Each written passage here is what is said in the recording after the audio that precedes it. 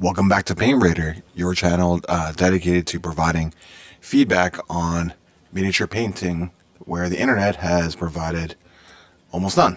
So let's take a look at this model here. This is a Wolfguard Battle Leader. This comes to us via Facebook. And the comment here is Wolfguard Battle Leader completed. Really enjoyed working on this model. Love layering up the glazes on the power sword. CNC welcome. So that's comments and critiques, or however you want to take that. But that is my invitation to providing what I think. Of course, the internet said nothing about this model, so here we are. Okay, let's just take a look at the pictures that have been provided. So this is an up close. This is a little bit to the side. That power sword that was referred to earlier. It's still basically a front view. Side view, back view here, and other side of the back. Great. Okay, cool. So, I think the most obvious thing to talk about is okay, well, first, maybe let's just pause and talk about what do I think about this model from an overall perspective. Now, if this is tabletop, this is great then. You know, this is probably 4 out of 5, and I'm only really not too keen on this basing from a tabletop perspective. Just as flat snow like this, you know, tabletop, a little bit more effort, but it's not a high bar, right? I mean, a couple rocks, whatever. But, yeah, I mean, snow base, sure, I don't know. It's snow by itself is pretty uninteresting, so even like one rock would probably give it full marks for the tabletop on my perspective, but 4 out of 5 for tabletop level. Okay, so that's my starting point there. Now let's get into sort of the feedback on things that I think could be improved. And the big main thing that should be tackled above everything else is try to improve readability here, right? So there's a lot of elements here that just blob into another, right? So one of the best examples here, you can see on the shoulder pad, when does this fur end and when does the metallic begin? I mean, you could say, oh, well, it's clearly right here. It's like, okay, is it that clear? Especially when you get a little bit further out, it's not that clear. Like, the value here is very similar. Just as bad as the hair here. Like, look, that could almost be like like part of this part here. That doesn't quite make sense. And even a lot of stuff just sort of blurs together, blobs together, and it's not very sharp. The delineation here, right? So there is black lining in some degree, like all this here, and you'll notice that's very readable, right? Like, yeah, great. I can see that instantaneously that this is like, these are different parts to the leg, great. But, you know, down here, and even just like the claw to the flesh to the fur, those are technically different elements to that pelt. So I would say that, you know, you have to start focusing in on trying to create a bit of separation between each element. And sometimes it's not even just that, you know, black lining, right? It can be this here, like the color of the hair, right? There's probably I think there's a gap here, right, between the hair and this back element here. So if you're going to have this kind of hair, which is similar to the gold and also similar to the fur, you're really running a big risk that they're all going to sort of blob together into this sort of light brownish tone. What I would suggest is going in with a different hair color altogether. That way it's this brown, then a different hair color, and then this gold that gets broken up by this hair. You could go black, like gray. You can go, I don't know, red even. Like, if you want to go really wild. Maybe black is the easiest way to go about it. But just something, right? Or you go totally different direction on the fur, right? Like this could be like more of a dark brown. If you want to stay brown, let's just say, you can take this into a much darker brown. Then you could take this to be a more blonde, like ochre sort of color.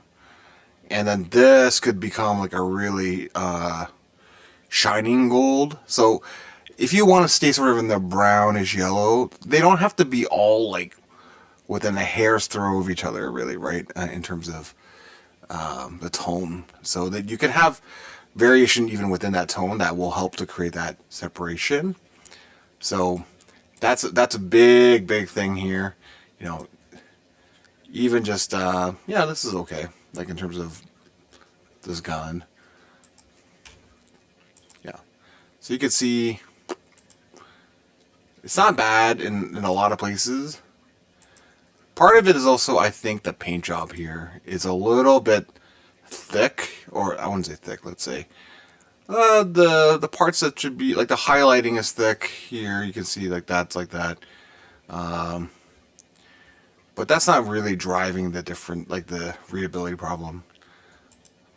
Yeah, this is lost. That should be really dark, really, right? So anyways, that's the first part. Yeah, it's here too. Okay, anyways, that is different though. I'm not gonna say there's a readability problem there. Okay, the second thing is on I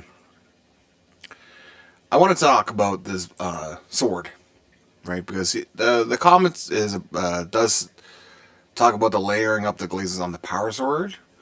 And I think that what's here looks pretty good, right? Looks really good, if anything. And really, at a tabletop level, you don't have to do very much more than this. But if you did want to move it up a little bit, there's a couple things that you want to do, in my opinion. One is this middle part here. It's got to be way thinner and way straighter. If it helps to tape that, where you have the line there, and then just bring all this blue right up along that line. You want that line to be straight and thin, right? This wobble doesn't make a lot of sense to me, right? The second thing about this would be I'd want to take up the brighter values to even higher, like to match this in a way, right? So like the middle of this section here, I want it to be like maybe a half step down from this high point, right along here, right up the top, down here, right? So, and then the other part is edge highlighting. Let's get this like a nice crisp edge all along here, in a similar value as this. So you do this part, and then you just do the edge, all around. You bring up the value a little bit here, here, and here, and you'll start looking really good. You could also consider doing a sort of OSL type of thing inside of here, if this is a power sword versus just a regular sword. It's your choice, right, what you want to do, but just some thoughts on it. The glazing, it's not bad. Like I think it looks really good. Like, the transition is pretty good. So in terms of the glazing, success. It's just more about pushing the value a little bit more, the contrast a little bit more, and then just finishing it out with like cleaning it up a little bit and getting the edges all around it. Okay, so that's that point here. The third thing I want to talk about was this gun. So this plasma gun here. It's a little challenging from a composition perspective to have a red plasma pistol like this. Why do I say that? I say that because you're sort of forced into the color in the plasma here, right? Ideally speaking, okay, so what do we have? Like just from a color composition perspective, right? We have gold / yellow here, right? Brown is a neutral, fine. This blue is cool. It's a cool blue, right? Once you go red plasma pistol here, there's not too many. And I was trying to think about it, like what would I do here with this red plasma pistol? The classic answer is clearly a green plasma, right? That would be the classic answer. But I think it might look a little too clashy with the green and the blue and the yellow and the red. Like it's just becomes too many colors in a way, right? So I would almost favor like a black casing or something like that, or even metallic, and go with an orange, or like this here, have it in here, right? Like that level of brightness going on inside of here. I want this here to live here as well. So you have here, here, and here, and over there, right? So they sort of like are all around, and that would help to coordinate the model a little bit better from I would say just like from a balance perspective, right? The composition of it all, you know. So that's my perspective on the plasma. And the last is really on this cape. Similar sort of issue here with the red. I just don't like it's a very saturated red, right? And that gives me, it seems a little bit out of place. Like you know, when you think Space Wolves, do you really think of big, nice, strong, saturated red? Like when you really look at this model, this red is going to be what like pops out like big time, right? Maybe not so much in this angle, but like the red is really, that's a big bold color here. That's here, right? So it sticks out much more than the blue, because the blue is more desaturated, right? So if I were to, okay, let's just say that I wanted to still keep a red cape, like what would I do? I'd probably bring it down like really dark, like almost like velvety, like dark, like this here as the base color, and then just like have like it be darker than that, right? So the other aspect of this is that the way that this is highlighted and shaded, it doesn't make sense from a light mapping perspective here, right? Like if you look at this section here, right? If the light is coming down here or wherever, why is it bright here and bright here, but then dark here when this is all a flat plane, right? Like it doesn't make sense. So if you're doing it, try to think of like where the light is going and while it's hitting. So let's just pretend that the light's coming here from the left. If this is all lit pretty uniformly, and then this whole section here should be darker, a lot darker, into maybe the darkest all the way down here, and then it starts brightening up around here, really bright, back to dark. And this is actually not too bad. This is okay. But then here, I don't know why it's back to this, and then there's this weird fold here. Like this isn't, why would there be like light, dark, light here? That doesn't quite make sense when this is all pretty flat, right? So something to keep in mind when it comes to capes is that the light doesn't necessarily follow the shape of the cape.